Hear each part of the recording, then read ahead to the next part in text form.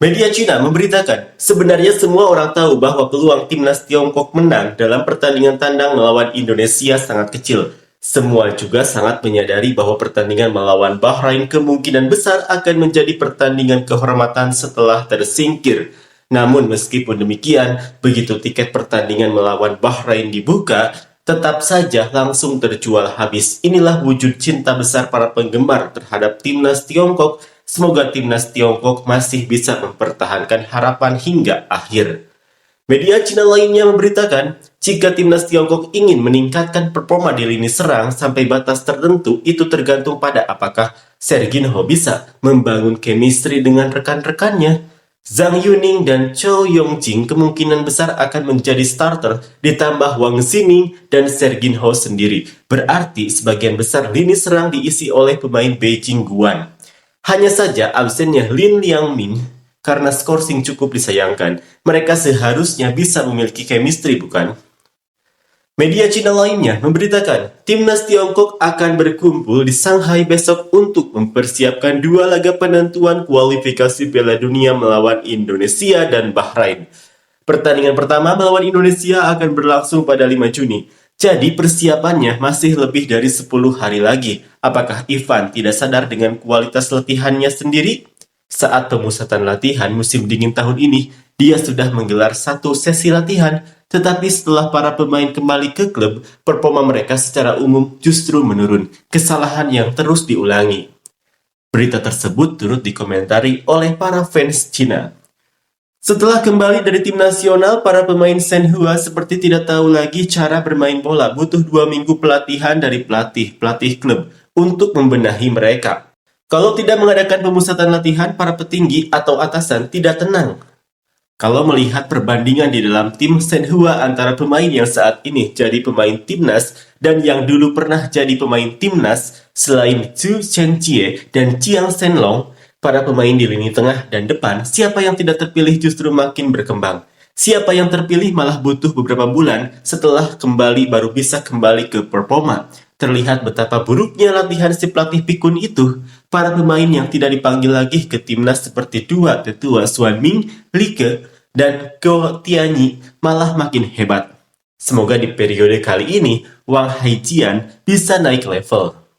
Sebagai penyumbang utama pemain timnas, apakah Beijing Guan dan Shanghai Shenhua tidak lebih baik jika para pemainnya berlatih di klub sendiri? Toh pelatihan dari pelatih top La Liga atau Liga Rusia jelas jauh lebih bagus dibandingkan pelatihan dari pelatih kelas 2 Asia yang asal-asalan.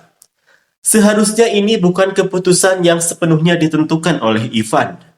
Di akhir masa kepemimpinannya, masihkah kita berharap dia bisa menyadari kesalahannya dan memperbaikinya? Hanya dengan mengadakan pemusatan latihan, barulah uang bisa digunakan.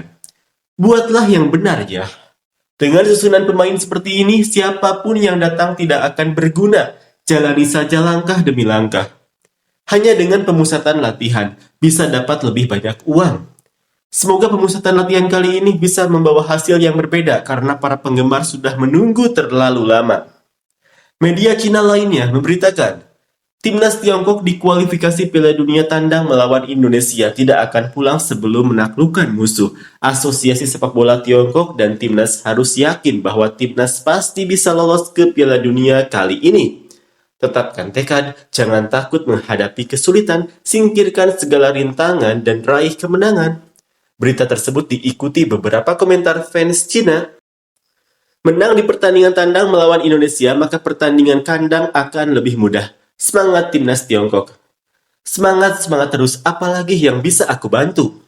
Semangat, para pejuang timnas pasti akan kembali dengan kemenangan. Kami menantikan perjalanan penuh kejayaan kalian. Media Cina lainnya memberitakan, daftar terbaru timnas Tiongkok lini serang mengerikan. Bagaimana dengan lini pertahanan? Daftar 27 pemain untuk 2 pertandingan terakhir babak 18 besar kualifikasi Piala Dunia bulan Juni diumumkan. Pagi ini, susunan 8 penyerang sangat mengerikan, namun lini pertahanan timnas menghadapi banyak masalah tersembunyi. Pada daftar babak 18 besar sebelumnya, timnas merekrut 5 pemain muda baru, yaitu bek Liu Houfan, Wang Xiqin, gelandang Subin, serta penyerang Wang Yudong dan Liu Chengyu.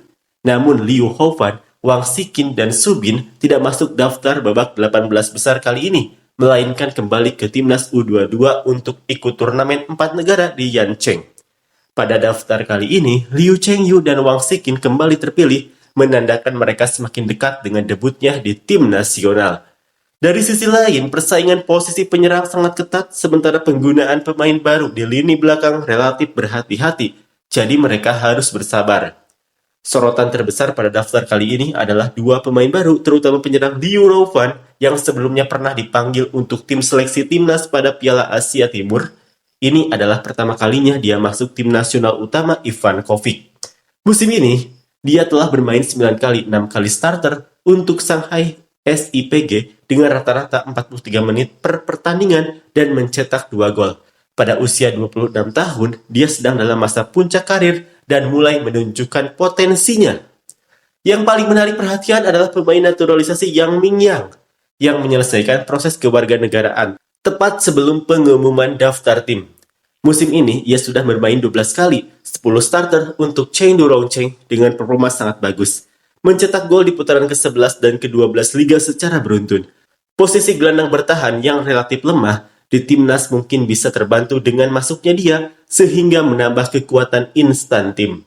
Masalah terbesar ada di lini pertahanan. Absennya Chiang Shenglong karena cedera merupakan kerugian besar. Selain itu, Zhu Chenjie masih bermain dengan masker pelindung wajah. Chiang Guangtai baru sembuh dari cedera dan Han Pengfei juga baru pulih, bahkan belum tentu jadi pemain inti di Rongcheng. Kekurangan bek sayap semakin jelas. Wang Shiqin musim ini berganti posisi antara bek tengah kiri dan wing back kiri dalam formasi 3 bek tengah, sedangkan pemain yang benar-benar bermain sebagai bek sayap hanya 3 orang, Hu Hetao, Li Lei, dan Yang Zhexiang. Hu Hetao sedang dalam performa sangat baik, namun Li Lei sejak pertandingan 6 April hanya tampil 8 menit, dan waktu bermain Yang Zhexiang juga sangat tidak stabil. Berita tersebut diikuti oleh beberapa komentar dari fans Cina. Seperti yang sudah diketahui banyak orang, Ivan tidak memperhatikan liga. Orang yang bahkan tidak digunakan oleh klubnya sendiri itulah talenta. Pasukan kejutan maju, serangan adalah pertahanan terbaik. Tim nasional terdiri dari pemain dari 6 klub di liga.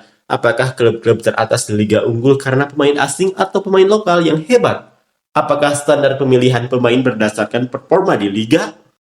Memilih pemain yang bahkan tidak menjadi pemain inti di klubnya, yang tidak punya waktu bermain stabil dan yang tidak menunjukkan performa baik, benar-benar membuat aku takjub dengan Ivan.